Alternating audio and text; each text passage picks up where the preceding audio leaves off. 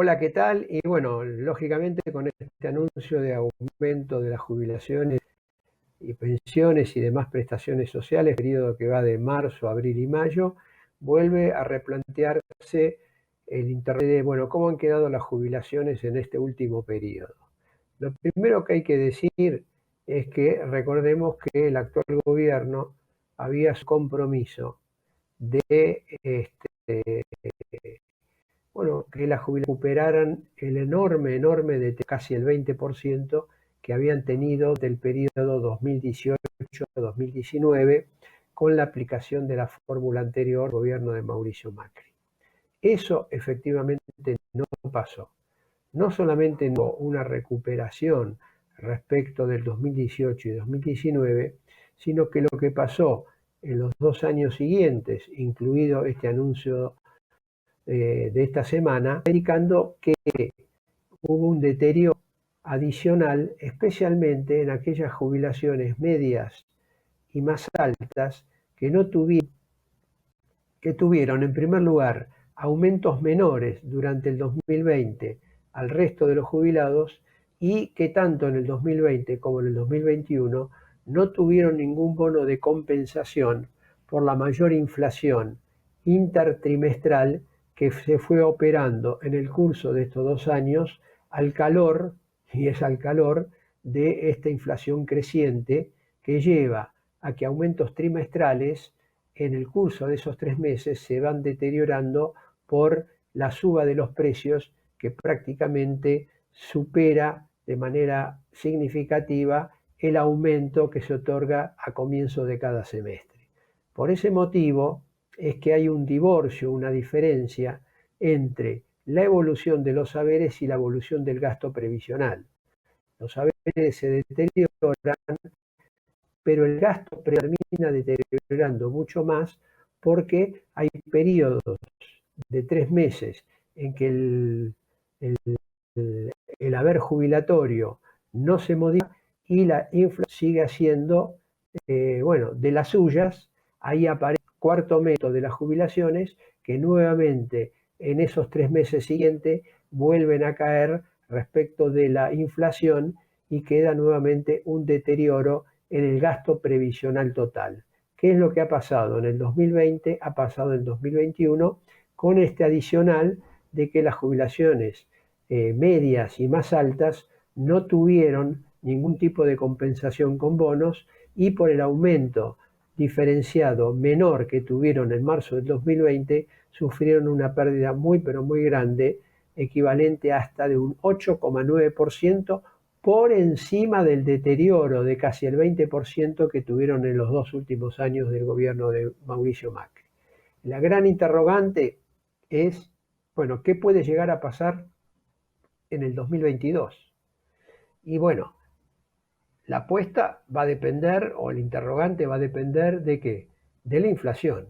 Si hay una inflación creciente, nuevamente va a haber un deterioro importante por ese mecanismo de ajustes trimestrales con una inflación diaria, semanal o mensual que realmente está, por lo menos a inicio de este año, en torno del 4% y que se proyecta, según medidas, en torno al 25%.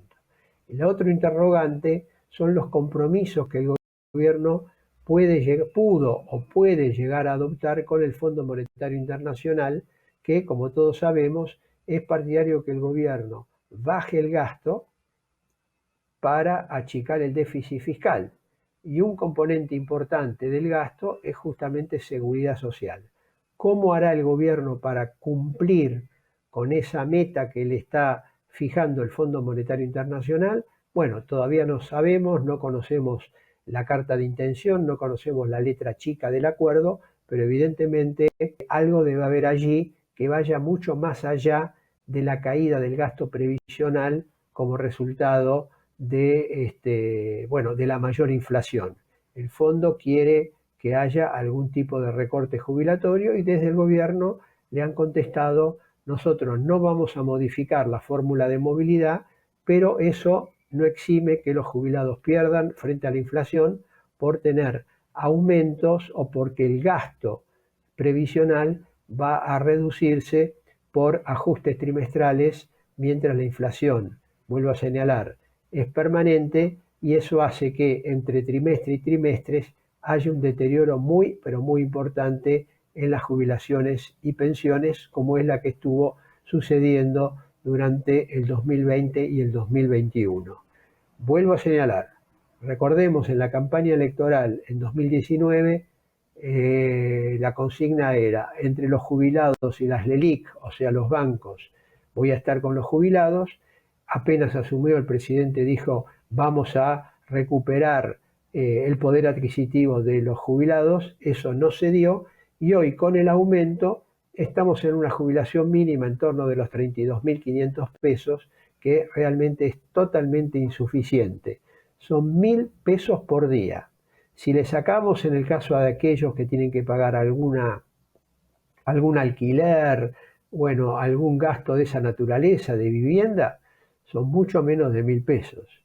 Hoy con 1.000 pesos ir a un almacén, a un supermercado, no sé, puede equivaler a 1 kilo de carne y nada más.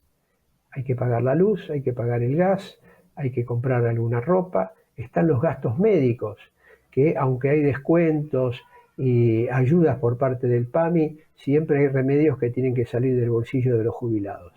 Evidentemente, estamos hablando de la mitad de los jubilados que están ganando el haber mínimo. Bueno, este es un grave, grave problema que tiene la Argentina, y lamentablemente en el marco del acuerdo con el Fondo Monetario Internacional es muy difícil que haya una recuperación. No lo hubo sin acuerdo con el fondo, menos lo habrá con un acuerdo del fondo, donde se ha puesto muy pero muy rígido. Por eso se han dilatado las negociaciones prácticamente más de 2 años, por el lado oficial, pero también por el lado del FMI, que mientras tanto fue cobrando los intereses del préstamo que le dio a la Argentina, ese préstamo totalmente irresponsable que dio el FMI a la Argentina, cobrando los intereses y cobrando la sobretasa de interés. Argentina pagó mucho más que los intereses normales que paga un deudor al FMI. Prácticamente tiene un sobrecargo que triplica el pago de intereses al Fondo Monetario Nacional. Estamos hablando de una factura de más del orden, por lo menos, de los 3.000 millones de dólares.